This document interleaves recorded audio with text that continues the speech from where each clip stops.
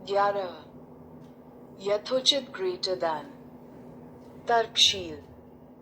अधिकतर यथोचित होने का उद्देश्य रूखेपन से तर्कसंगत होने के प्रयास से बेहतर कार्य करता है।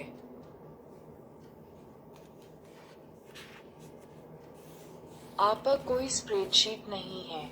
आप एक इंसान हैं, एक पेचीदा, भावुक इंसान। ये समझने में मुझे जरा समय लगा, लेकिन जब समझ में आया, मैं जान गया यह वित्त का सबसे महत्वपूर्ण भाग है। और इसके साथ एक और चीज जो बहुत महत्वपूर्ण है लेकिन अनदेखी रह जाती है। वित्तीय निर्णय लेते समय रूखेपन से तर्कशील होने का उद्देश्य न रखें।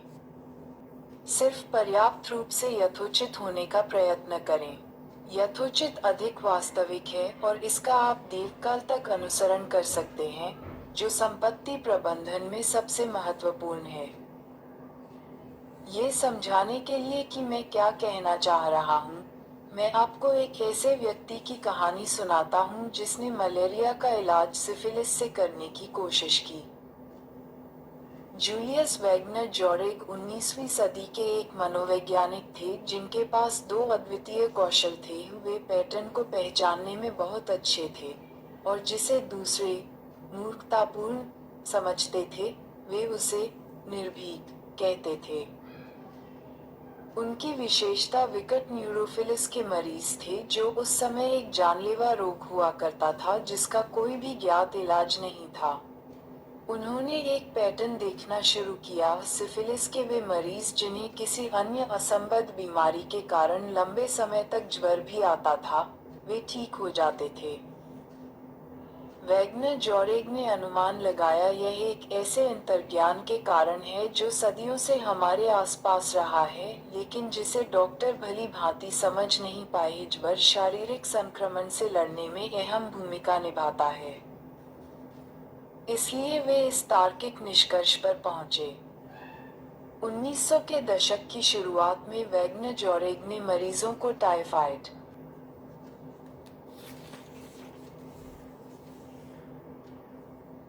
मलेरिया और चेचक के कम प्रबलता वाले इंजेक्शन देना शुरू कर दिया, जिससे उन्हें इतना तेज ज्वर आ सके जो उनके सिफिलिस को खत्म कर दे। यह उतना ही खतरनाक था जितना सुनाई पड़ता है। इस इलाज से उनके कुछ मरीजों की मृत्यु हो गई। अंततः वे मलेरिया के एक क्षीण रूप के इंजेक्शन का प्रयोग करने लगे, क्योंकि कुछ दिन के भयंकर ज्वर के बाद इसे क्विनीन से ठीक किया जा सकता था। कुछ दुखद प्रयत्न लटी विधि के बाद उनका परीक्षण काम करने लगा। वैगनर जोरेग ने सूचित किया कि 10 में से 6 सिफिलिस मरीज मलेरियोथेरेपी से ठीक हो गए, 10 में से 3 मरीजों की तुलना में जिन्हें इलाज नहीं मिला था। उन्होंने 1927 में औषधि में नोबेल पुरस्कार जीता। अब संस्था के अनुसार वह मुख्य कार्य जो वैगनर जोरेग ने अपने पूरे कार्यकाल में किया, वह ज्वर को प्रवृत्त कर एक मानसिक रोग का इलाज करने का प्रयत्न था। 33 शुक्र है पेनिसिलिन ने अंततः सिफिलिस के लिए मलेरियोथेरेपी को अप्रचलित कर दिया। लेकिन वैगनर जोरेग इतिहास में ऐसे एकमात्र डॉक्टर हैं जिन्होंने न सिर्फ संक्रमण से लड़ने में ज्वर की भूमिका को पहचाना, बल्कि इसे उपचार के रूप में विहित भी किया। ज्वर से लोग हमेशा से अड़ते आए हैं क्योंकि यह रहस्यमयी होता है। प्राचीन रोम के लोग देवी फेब्रिस की पूजा किया करते थे, जो लोगों की ज्वर से रक्षा करती थी। उन्हें मनाने के लिए मंदिरों में तावीज रखे जाते थे, इस उम्मीद के साथ कि ज्वर से बचा जा सके। लेकिन वैगनर जोरेग ने कुछ और ही पाया। ज्वर आकस्मिक उपद्रव नहीं है, वह आरोग्य प्राप्ति में अहम भूमिका निभाता है। संक्रमण से लड़ने में ज्वर की उपयोगिता का अब हमारे पास बेहतर और अधिक वैज्ञानिक प्रमाण है। शरीर के तापमान में 1 डिग्री की वृद्धि से भी कुछ वायरस की प्रतिकृति दर 200 गुना कम हो जाती है। एक NIH लेख के अनुसार, अनेकों जांचकर्ताओं ने पाया है कि वे मरीज जिन्हें ज्वर आता है, उनके नतीजे बेहतर होते हैं। 34 सिएटल चिल्ड्रंस हॉस्पिटल की वेबसाइट पर माता पिता को शिक्षित करने के लिए एक खंड है जिससे वे अपने बच्चों के शरीर के तापमान के थोड़ा सा बढ़ने पर घबराए नहीं। ज्वर शरीर के प्रतिरक्षी तंत्र को चालू कर देता है। वह शरीर को संक्रमण से लड़ने में सहायता करता है। 100 से 104 एफ तक का बुखार बीमार बच्चों के लिए अच्छा होता है। 35 लेकिन यहाँ आकर वास्तविकता विज्ञान के आड़े आ जाती है। ज्वर को पूरे विश्व भर में खराब माना जाता है। टाइलेनॉल जैसी दवाइयाँ देकर ज्वर के आते ही उसे कम करने की कोशिश की जाती है। लाखों वर्षों की क्रमागत उन्नति की रक्षात्मक प्रतिक्रिया के बावजूद कोई भी माता पिता, मरीज, कुछ डॉक्टर और कोई भी दवाई की कंपनी ज्वर को दुर्गति के अलावा किसी और रूप में नहीं देखते, जिससे हर हाल में छुटकारा पाना जरूरी है। ये विचार ज्ञात विज्ञान के साथ मेल नहीं खाते। एक शोध बिल्कुल रुक्ष था। आईसीयू में ज्वर का इलाज सामान्य है और संभवतः प्रमाण आधारित अभ्यास के बजाय हठधर्मिता से संबंध रखता है। 36 centre for the history of medicine के निदेशक हॉवर्ड मार्कल ने एक बार ज्वर के भय के बारे में कहा था, ये सांस्कृतिक प्रथाएं हैं जो उतनी ही तेजी से फैलती हैं जितना उनके पीछे के संक्रामक रोग। 37 ऐसा क्यों है? अगर ज्वर लाभदायक होता है, हम सार्वभौमिक रूप से उससे लड़ते क्यों हैं? मुझे नहीं लगता ये समझना जटिल है। ज्वर कष्टदायक होता है और लोग कष्ट नहीं झेलना चाहते। बस इतना ही। एक डॉक्टर का उद्देश्य सिर्फ बीमारी का इलाज करना नहीं होता, बल्कि मरीज के लिए जो यथोचित और सहनीय है, उसकी सीमाओं के अनुसार बीमारी का इलाज करना होता है। संक्रमण का मुकाबला करने में ज्वर से थोड़ा लाभ मिल सकता है, लेकिन वह काफी तकलीफ भी पहुंचाता है। और मैं डॉक्टर के पास इसलिए जाता हूं कि यह तकलीफ कम हो। कंबल के अंदर ठिठुरते हुए मैं ऐसे किसी शोध की परवाह नहीं कर सकता। अगर आपके पास ऐसी कोई गोली है जो इस बुखार को कम कर सके, तो फौरन दे दीजिए। अगर आपको कोई संक्रमण है तो ज्वर आने की चाह रखना तर्कशील हो सकता है, लेकिन यथोचित नहीं। इस तत्वज्ञान तर्कशील होने के बजाय यथोचित होने का प्रयास करना को संपत्ति संबंधी निर्णय लेते समय अधिक से अधिक लोगों को ध्यान में रखना चाहिए। शैक्षणिक वित्त गणितीय रूप से इष्टतम निवेश कार्यनीतियों को ढूंढने के लिए समर्पित है। मेरा अपना मत यह है कि वास्तविक संसार में लोगों को गणितीय रूप से इष्टतम कार्यनीति की आवश्यकता नहीं होती। उन्हें वह कार्यनीति चाहिए होती है जो उन्हें रात में चैन की नींद सोने दे। हैरी मार्कोविट्ज ने जोखिम और प्रतिफल के बीच का गणितीय लेन देन खोजने के लिए नोबेल पुरस्कार जीता। उनसे एक बार पूछा गया कि वे अपना खुद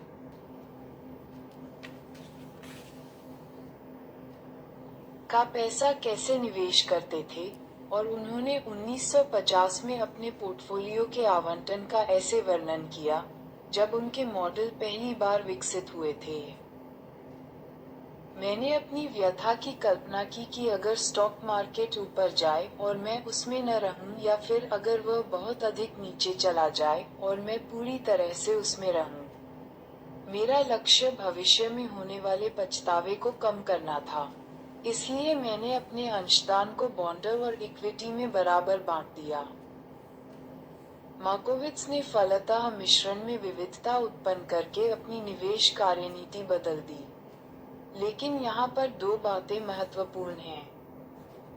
पहली यह कि भविष्य में होने वाले पछतावे को कम करने को कागज पर तर्कसंगत ठहराना कठिन है, लेकिन वास्तविक जीवन में उचित ठहराना आसान है। एक तर्कशील निवेशक संख्यात्मक तथ्यों के आधार पर निर्णय लेता है।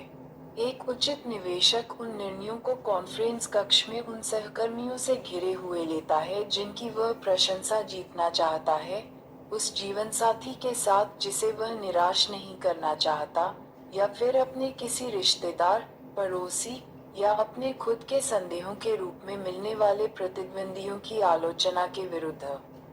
निवेश का एक सामाजिक पहलू भी होता है जो सिर्फ वित्तीय लेंस के द्वारा देखने पर अनदेखा रह जाता है।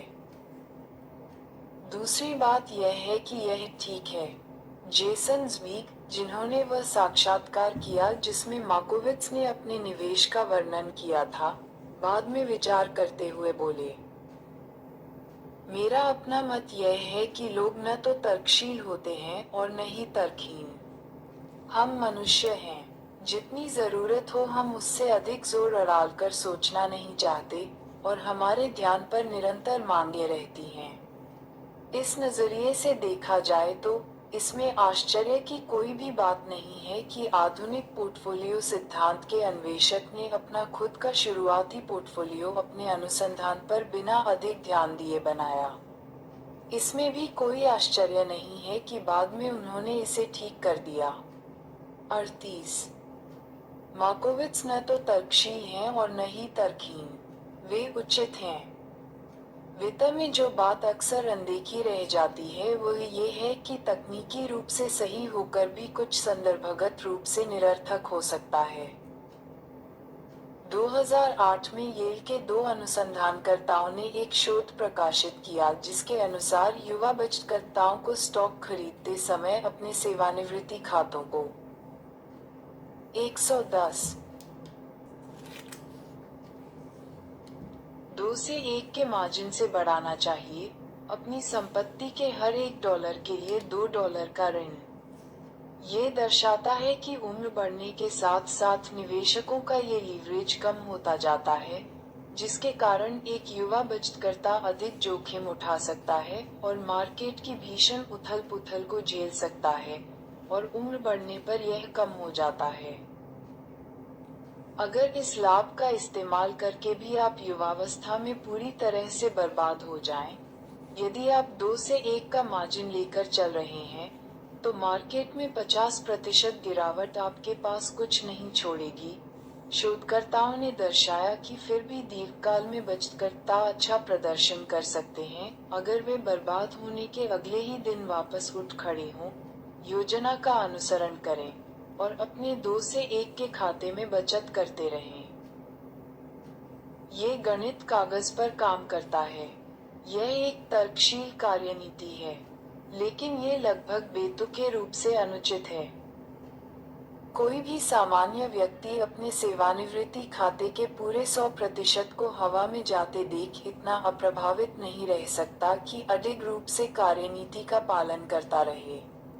वे शायद हार मान लेंगे या दूसरा विकल्प ढूंढेंगे और शायद अपने वित्तीय सलाहकार के विरुद्ध कार्रवाई करेंगे।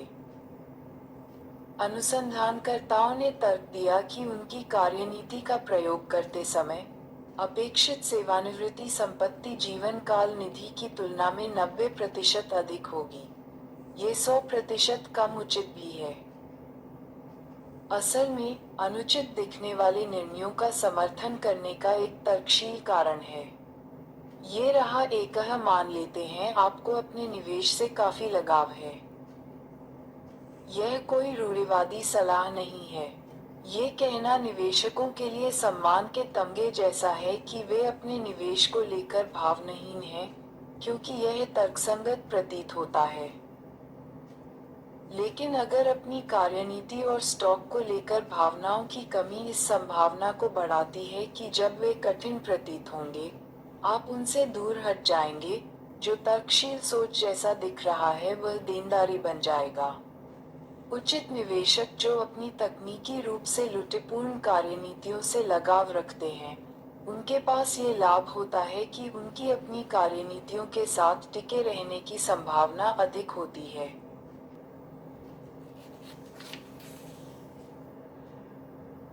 कुछ ऐसे वित्तीय परिवर्ती कारक भी हैं जो शुरुआती वर्षों में किसी कार्यनीति से प्रतिबद्धता की तुलना में कार्य निष्पादन से अधिक सहसंबद्ध होते हैं। दोनों कार्य निष्पादन की मात्रा और समय के अंतराल में उसे वश में करने की संभावना।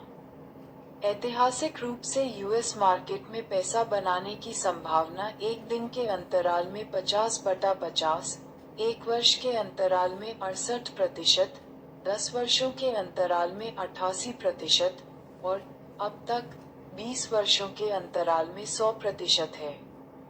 कुछ भी जो आपको इस खेल में बनाए रखे, वह महत्वपूर्ण रूप से लाभदायक है। अगर आप वह करिए जो आपको पसंद हो, को एक खुशहाल जीवन की कुंजी के रूप में देखते हैं, तो यह एक खाली फॉर्च्यून कुकी की सलाह जैसा लगेगा। अगर आप इसे ऐसी चीज के तौर पर देखते हैं जो सफलता को आपकी ओर मोड़ने की संभावना के लिए आवश्यक स्थिरता प्रदान करे, आप देख पाते हैं कि यह आपकी वित्तीय कार्यनीति का सबसे महत्वपूर्ण भाग होना चाहिए। अगर आप एक ऐसी होनहार कंपनी में निवेश करते हैं जिसकी आपको कोई परवाह नहीं, जब सब अच्छा जा रहा हो तो आप लाभ उठा सकते हैं। लेकिन अगर अपरिहार्य रूप से पासा पलट जाए तो आप अचानक ऐसी कंपनी के कारण घाटा झेल रहे होंगे जिसमें आपको कोई दिलचस्पी नहीं। यह एक दोहरा बोझ है, और सबसे कम प्रतिरोध का रास्ता ये है कि कुछ और चुनाया जाए। अगर आप इस कंपनी को लेकर शुरू से ही उत्साहपूर्ण हैं, आपको उनका मिशन, उत्पाद, टीम, विज्ञान या कुछ भी पसंद है, जब अपरिहार्य बुरा समय आएगा और आप पैसा गंवा रहे होंगे या कंपनी को सहायता की आवश्यकता होगी, कम से कम इस बात से काम चल जाएगा कि आप किसी अर्थपूर्ण उद्यम का भाग होने जैसा अनुभव करेंगे। यह ऐसा आवश्यक अभिप्रेरक हो सकता है जो आपको हार मानकर दूसरी ओर मुड़ने से रोकेगा। ऐसी और भी अन्य परिस्थितियां होती हैं जहां संपत्ति को लेकर तर्कशील होने के बजाय यथोचित होना ठीक है। एक सुप्रलेखित देशी पक्षपात है जिसके अनुसार लोग जिस देश में रहते हैं वहीं की कंपनियों में निवेश को वरीयता देते हैं और पृथ्वी की बाकी 95% कंपनियों को अनदेखा कर देते हैं। ये तर्कशील नहीं है जब तक आप यह न सोचें कि निवेश का मतलब अजनबियों को अपना पैसा देना है। अगर सुपरिचय आपको उन अजनबियों को समर्थन देते रहने के लिए वह पहला कदम लेने में सहायता करता है, ये यथोचित है। डे ट्रेडिंग और अलग अलग स्टॉक खरीदना अधिकतर निवेशकों के लिए तर्कसंगत नहीं होता, संभावना भारी रूप से आपकी सफलता के विरुद्ध होती है। लेकिन ये दोनों छोटी मात्रा में यथोचित हैं अगर ये आपकी चाह पूरी कर आपके अन्य विविध निवेशों को बनाए रखते हैं। निवेशक जोश ब्राउन, जो विविध निवेश का समर्थन करने के साथ साथ विविध निवेश रखते भी हैं, उन्होंने एक बार बताया कि वे क्यों अलग अलग स्टॉक्स का समूह रखते हैं। मैं अलग अलग स्टॉक ये सोचकर नहीं खरीदता कि मैं इससे अल्फा उत्पन्न करूंगा, अत्यधिक बेहतर प्रदर्शन। मुझे बस स्टॉक्स से लगाव है, तब से जब मैं 20 वर्ष का था। और यह मेरा पैसा है, मैं जो चाहूं वह कर सकता हूं। एकदम यथोचित। अर्थव्यवस्था और स्टॉक मार्केट किस ओर अग्रसर हैं, इसे लेकर अधिकतर पूर्वानुमान खराब हैं, लेकिन पूर्वानुमान करना यथोचित है। सुबह उठकर खुद से ये कहना कठिन है कि मुझे कोई अंदाजा नहीं भविष्य में क्या होने वाला है, अगर यह सच भी हो। लेकिन मैं समझ सकता हूँ कि लोग यह अनुमान लगाने की कोशिश क्यों करते हैं कि अगले साल क्या होगा। ये मानव स्वभाव है, ये यथोचित है। वेंगार्ड के स्वर्गीय संस्थापक जैक बोगल ने अपना करियर कम लागत वाले निष्क्रिय सूचकांक निवेश को बढ़ावा देने के अभियान में बिताया। बहुत से लोगों को ये बात दिलचस्प लगी कि उनके बेटे ने अपना करियर सक्रिय, उच्च शुल्क हेज फंड और म्यूचुअल फंड प्रबंधक के रूप में चुना। बोगल, जिनके अनुसार उच्च शुल्क फंड अंकगणित के सादे नियमों का उल्लंघन करते हैं, ने अपनी कुछ संपत्ति अपने बेटे के फंड में निवेश की। इसका क्या स्पष्टीकरण हो सकता है? कुछ चीजें हम पारिवारिक कारणों से करते हैं, बोगल ने द वॉल स्ट्रीट जर्नल को बताया। अगर यह समनुरूप नहीं है, तो जीवन भी तो हमेशा समनुरूप नहीं होता। 39 वाकई शायद ही कभी होता है। Thank you.